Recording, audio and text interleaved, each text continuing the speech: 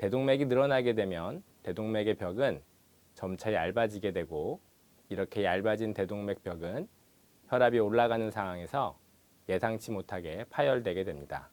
대동맥류 파열이 발생하면 과다출혈과 저혈압성 쇼크로 많은 경우 현장에서 사망에 이르게 됩니다. 네, 안녕하세요. 서울대병원 흉부외과 교수 최재용입니다. 저는 주로 심장의 판막과 대동맥을 수술하는 의사로, 오늘은 여러분들께 대동맥 질환 중 대동맥이 풍선처럼 부풀게 되는 대동맥류에 대해 설명드리려고 합니다.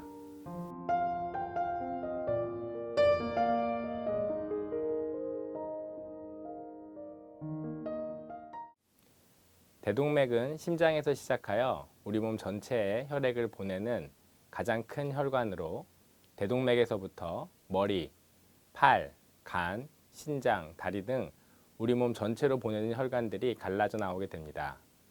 이러한 대동맥은 위치에 따라 상행 흉부 대동맥, 대동맥궁, 하행 흉부 대동맥, 복부 대동맥으로 나뉘게 됩니다.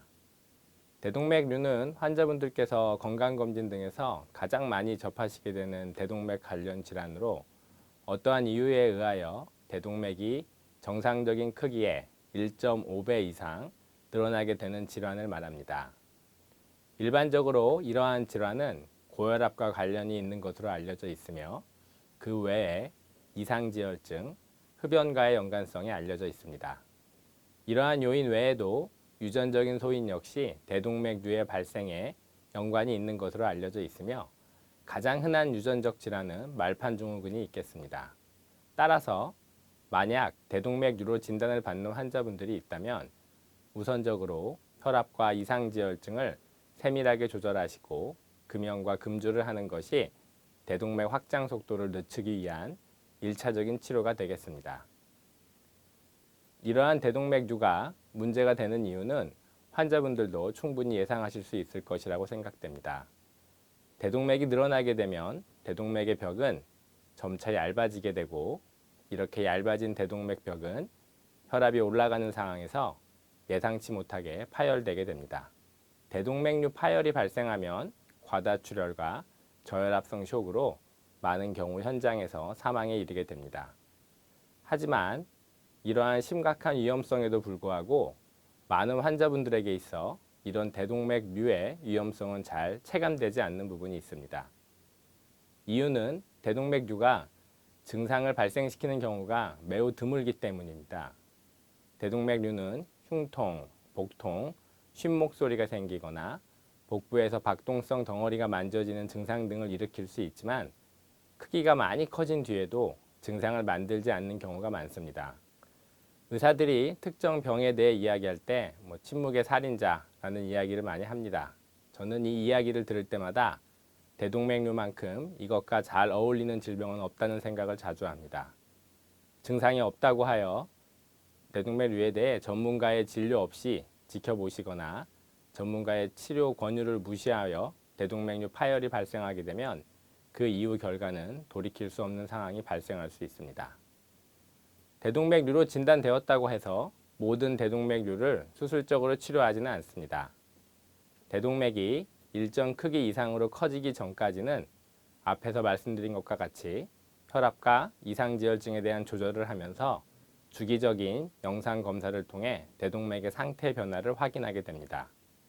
유전적 질환이 있는지, 대동맥류의 모양이 어떠한지, 대동맥류의 위치가 어디에 위치해 있는지에 따라 조금씩 차이가 있지만, 일반적으로 대동맥 직경이 5에서 5.5cm를 넘게 되면 수술적 치료를 고려하게 됩니다. 대동맥류의 수술적 치료는 크게 두 가지 방법이 있습니다. 부풀어 있는 대동맥을 잘라내고 인조혈관으로 치환하는 인조혈관 치환술과, 부풀어 있는 대동맥 내부에 대동맥 스텐트를 삽입하여 동맥류로의 혈류를 차단하여 대동맥의 파열을 예방하는 대동맥 내 스텐트 삽입술입니다. 부풀어 있는 대동맥을 잘라내고 인조혈관으로 치환하는 수술법은 대동맥류의 근본적인 치료가 가능하지만, 대동맥 내 스텐트 삽입술에 비하여 절개 부위가 크고 수술 후 회복 기간이 길다는 단점이 있습니다. 대동맥 내 스텐트 삽입술은 대동맥류의 위치 등 해부학적인 구조에 따라 적용이 제한되는 경우가 있으며 장기적으로 수술적 치료에 비하여 추가적인 치료의 가능성이 다소 높고 수술 후 반복적인 검사가 필요하다는 단점이 있습니다. 하지만 작은 절개를 통해 고위험군 환자에게 수술 후 합병증을 최소화하여 대동맥류를 치료할 수 있다는 장점이 있어 최근에는 이러한 두 가지 방법을 함께 이용하는 하이브리드 수술법을 적용하여 두 수술법이 갖고 있는 장점을 극대화하는 수술법이 가능해졌습니다. 이러한 방법을 통해 고령의 고위험 환자에서도 안전하게 대동맥류에 대한 치료가 시행되고 있으니 대동맥류로 진단받게 되면 수술에 대한 두려움으로 치료를 피하지 마시고 꼭 해당 분야의 전문가와 상담하시기를 권해드립니다.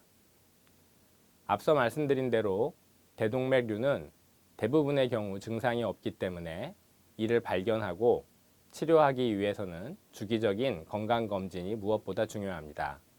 고혈압이나 고지혈증이 있으신 환자분들이나 가족 중에 대동맥의 문제로 수술을 받았거나 급사하신 분이 있다면 바쁘시더라도 주기적으로 건강검진을 시행하고 의심질환이 발견될 경우 대동맥 질환의 전문가와의 진료를 통해 치료 방향에 대해 상의하시는 것이 중요할 것으로 생각합니다. 지금까지 대동맥류에 대해 설명을 드렸습니다. 제가 드린 설명이 대동맥류를 진단받고 치료받으시는 분들께 조금이라도 도움이 되었으면 좋겠습니다. 저는 흉부외과 최재웅이었습니다.